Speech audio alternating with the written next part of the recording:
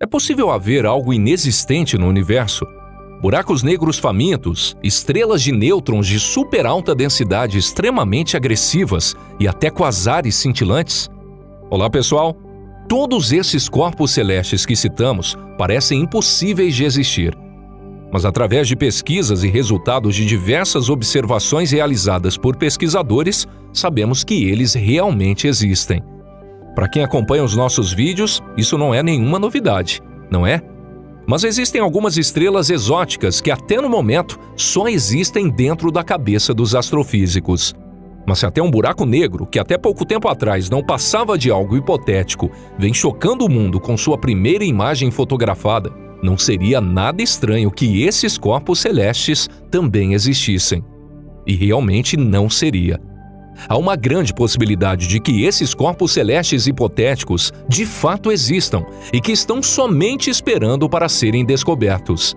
Até mesmo as estrelas congeladas e as estrelas de Préons. O quê? Nunca ouviu falar delas? Então, essa é uma ótima oportunidade. Fique à vontade, esse é o nosso canal Pipa. A partir de agora vamos trazer os mais surpreendentes corpos celestes hipotéticos. Vamos começar.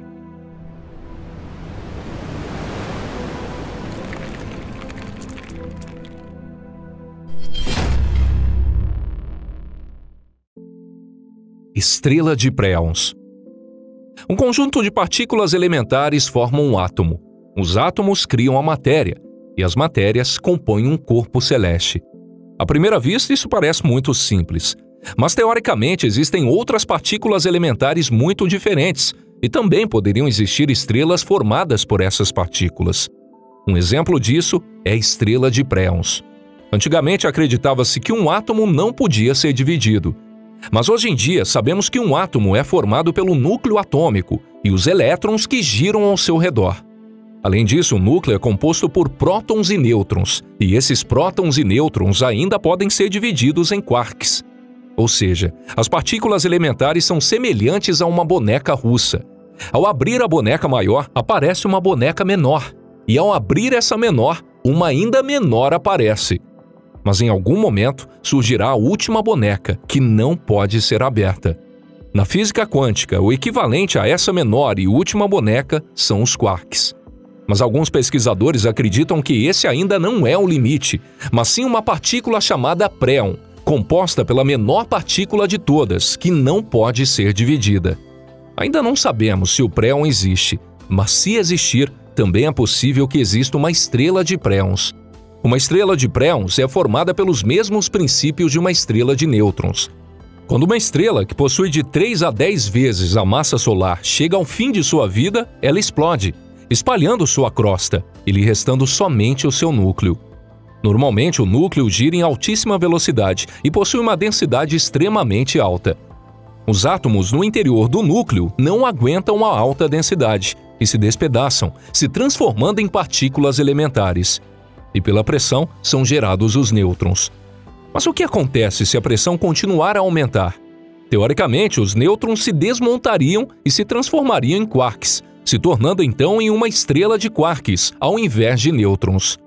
Mas se depois disso a pressão continuasse a aumentar, ela se transformaria em uma estrela de Préons, o corpo celeste com a mais alta densidade do universo.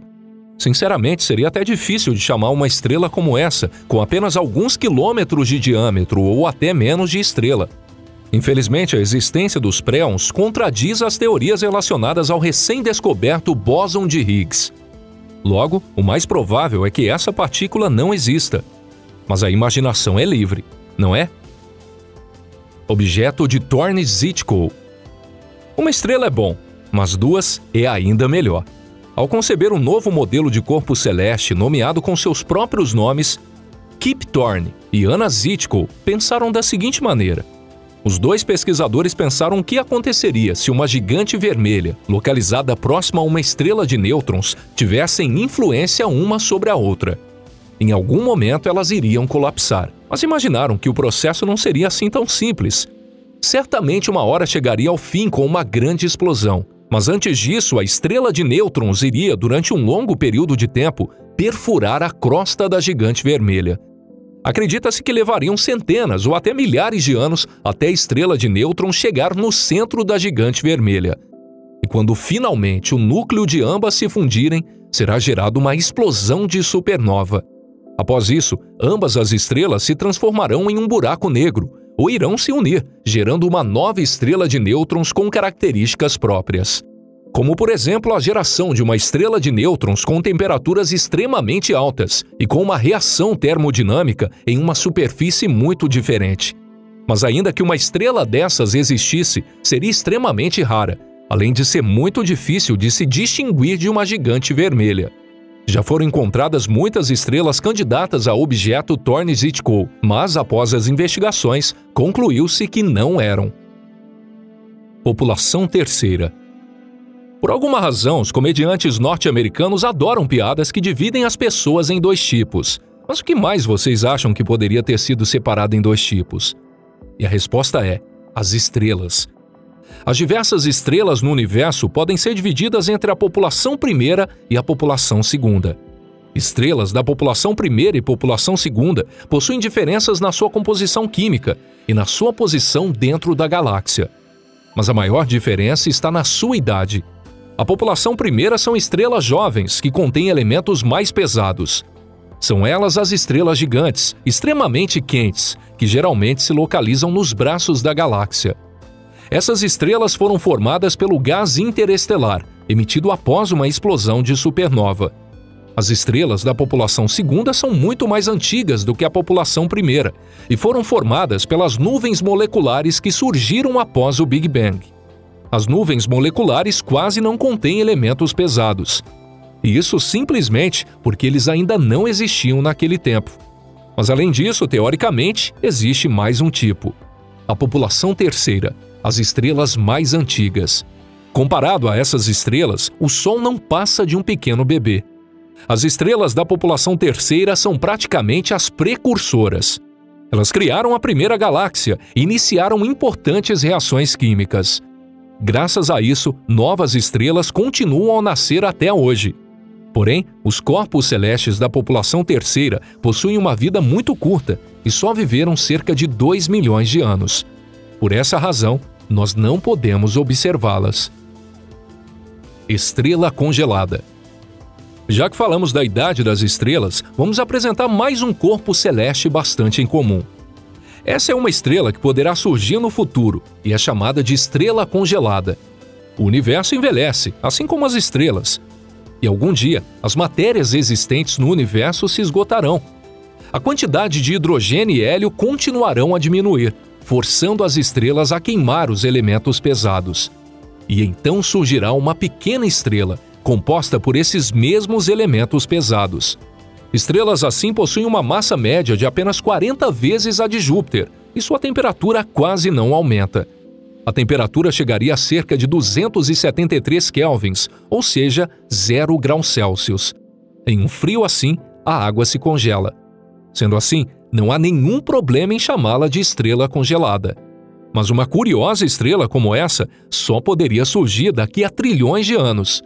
Então, vamos aguardar e ver se as previsões dos astrônomos estavam corretas ou não. MECO, objeto magnetosférico em colapso eterno. Uma estrela não é simplesmente um gigante forno que queima hidrogênio.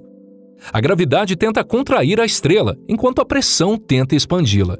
Uma estrela também é o palco de uma eterna disputa entre essas duas forças que se puxam em direções opostas. Quando um corpo celeste massivo queima praticamente todo o seu combustível, a gravidade fica em vantagem. Em alguns casos, a estrela se contrai pela força da gravidade, como se desmoronasse para o seu interior. E é assim que surge um buraco negro. Porém, a existência dos buracos negros vem sendo discutida por muito tempo, e outras hipóteses para substituí-los vêm sendo apontadas. E foi assim que nasceu o conceito do MECO, ou seja, um corpo celeste que possui um campo magnético e se contrai eternamente. Se um curioso corpo celeste como esse existisse, a visão seria catastrófica. Isso porque esse corpo celeste sofreria uma eterna agonia, sem conseguir se tornar um buraco negro. Não existe o horizonte de eventos em um MECO, e a singularidade no seu interior nunca seria gerada. Mas diferente de um buraco negro, acredita-se que um meco possua seu próprio campo magnético.